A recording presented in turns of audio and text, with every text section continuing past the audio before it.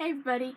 If you've never seen what comic book fans are talking about when they go, oh my goodness, this is so great, oh my goodness, this is so great, they are literally talking about one of these. This is actually the first issue of Batman and Robin Eternal, which I really enjoyed.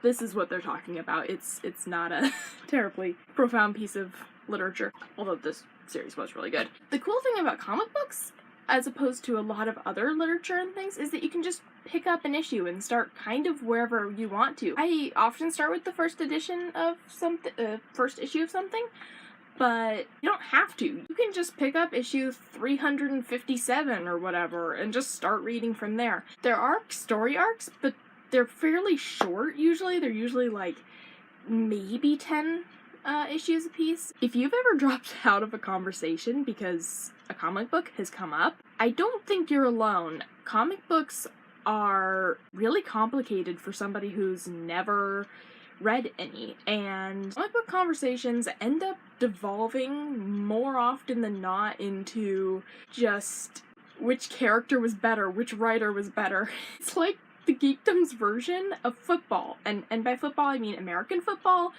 not everywhere else's football, although I'm sure that turns fairly deadly too. Frankly, I think most people are only familiar with a few of the Marvel movies or maybe one of the DC television shows because there's so much to look up. It's huge, especially since it's been around since the 30s. Thankfully, most of the time, people are talking about characters from one of two places, Marvel or DC.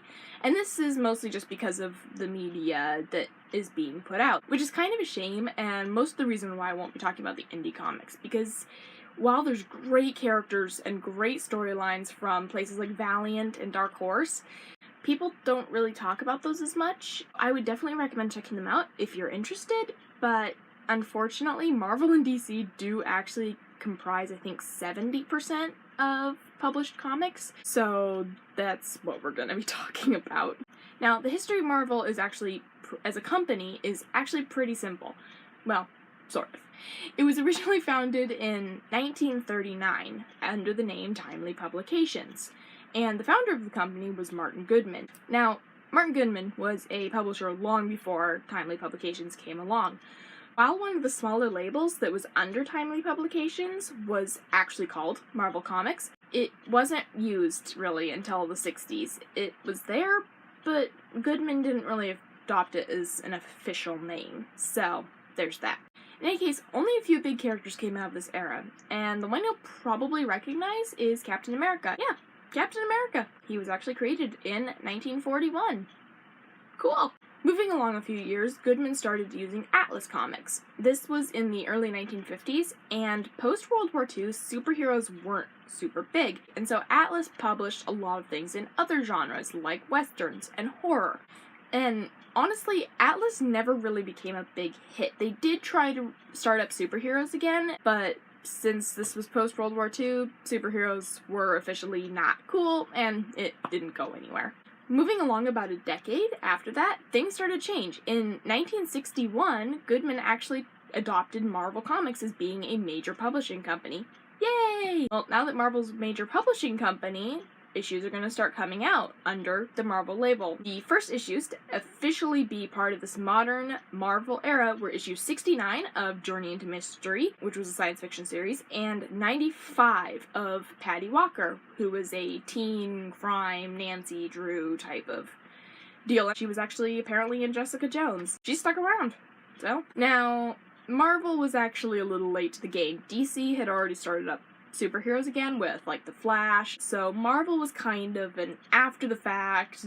They piggybacked on DC's success in doing so, but hey, whatever works. However, Marvel did something a little different than DC. Instead of writing comic books for children, which I mean they still did, they started writing with an older audience in mind. This actually began when Stan Lee and Jack Kirby, two of the major creators at Marvel for the past 20 years created the Fantastic Four, who have things that you didn't really see in earlier comic books. They kind of broke away from the superhero mold of the era. In this particular era of comic books, superheroes kept their secret identities. They were very much idealized versions of normal people. The Fantastic Four weren't. They were normal human beings. They kind of got rid of secret identities in favor of celebrity status, which now there's Tony Stark who's just like, oh yeah, I am Iron Man, which is kind of awesome too. The thing is, Marvel actually also turned out a lot of other characters during this era. They turned out Spider-Man and Thor in 1962, Black Panther and Iron Man in 63, Daredevil in 64, and Doctor Strange in 66. Also, two of what I would say are the more popular villains showed up during this era too. Loki showed up in 1962, and Green Goblin showed up in 1964. Basically, what I'm trying to say right now is that the 60s rocked in terms of superheroes. Now, Marvel did change hands a lot over the next several decades, so I'm not really going to go into it because I have trouble following the thread of finance and everything. But in 2012, Disney bought Marvel, and I honestly think it was a pretty good move, so Marvel's still making comics, and Disney owns them. Now we're going to talk about 3 of my favorite characters from Marvel. I'm only covering 3, even though I love so many more, and there's so many that are super recognizable, because while I was looking for, a complete character list, I came across well over 1,500 separate superheroes that have been created over the years. I don't have time to talk about everyone.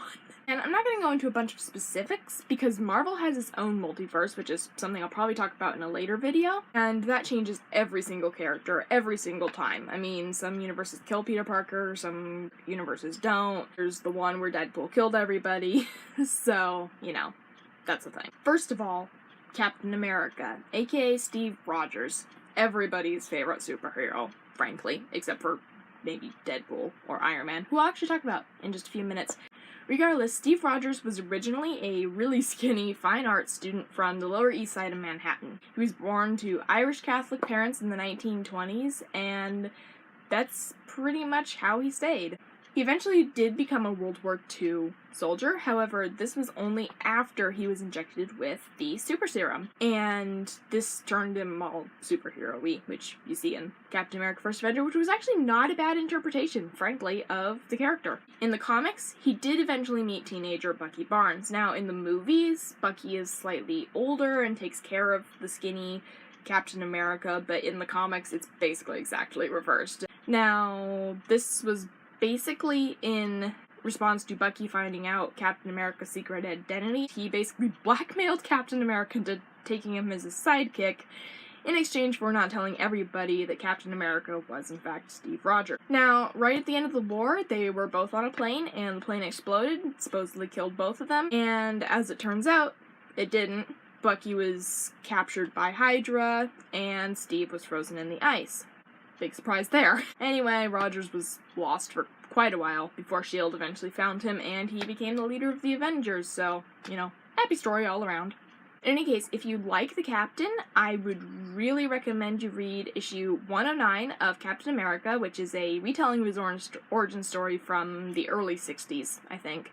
I'd also suggest checking out Death of the Red Skull, which was issues 290 to 301 of the original Captain America series. If you prefer Bucky to Captain America, I do recommend the Winter Soldier storyline, which was issues 1 to 7 of Captain America Volume 5. Iron Man, aka Tony Stark, aka everybody's favorite billionaire. Sorry, Bruce Wayne. In any case, after his parents are killed in the car crash, he inherits the family business, which leads to him being captured. The movie actually did a pretty good job of this whole storyline. Basically, he gets captured, he ends up in a cave, forced to build weapons. With the help of another scientist, he cobbles together the first Iron Man suit and escapes, and the other scientist is killed in the action, which is kind of sad, because he was actually a really nice guy in the comics, too. And, much like the movie, he sustains a chest injury, shrapnel to the chest, which I'm sure really hurts. Now, in the movie, he basically goes straight to the arc reactor. In the comics, he actually had to wear the Iron Man chest plate all the time and just keep it powered up.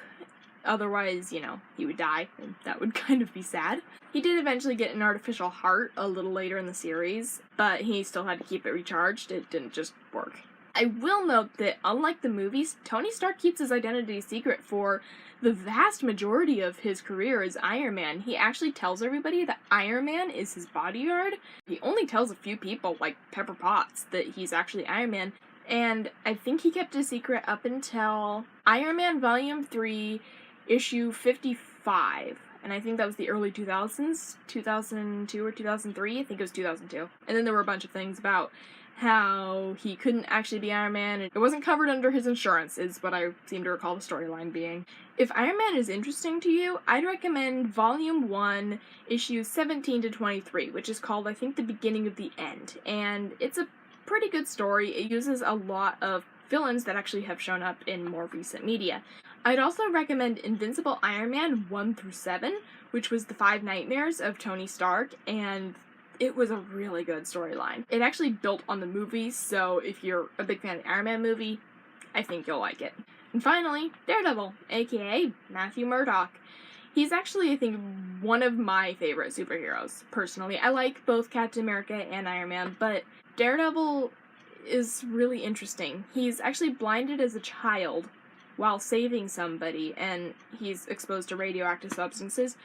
But because of his loss of sight, all of his other senses grow. He can, hear somebody's heartbeat, so he knows when they're lying, which is a pretty cool superpower, frankly. In any case, what finally pushes Matthew Murdock kind of over the edge into becoming a superhero is that his aging dad is killed when he refuses to throw a boxing match. His dad's a fairly honest guy, and a couple of gangsters wanted him to throw the match, but Matthew was in the audience, and his dad said, "No, I'm not gonna throw a match with my kid watching." So he's killed, and Matthew uses his dad's yellow and red robes to make himself a costume and swears revenge on his father's killers.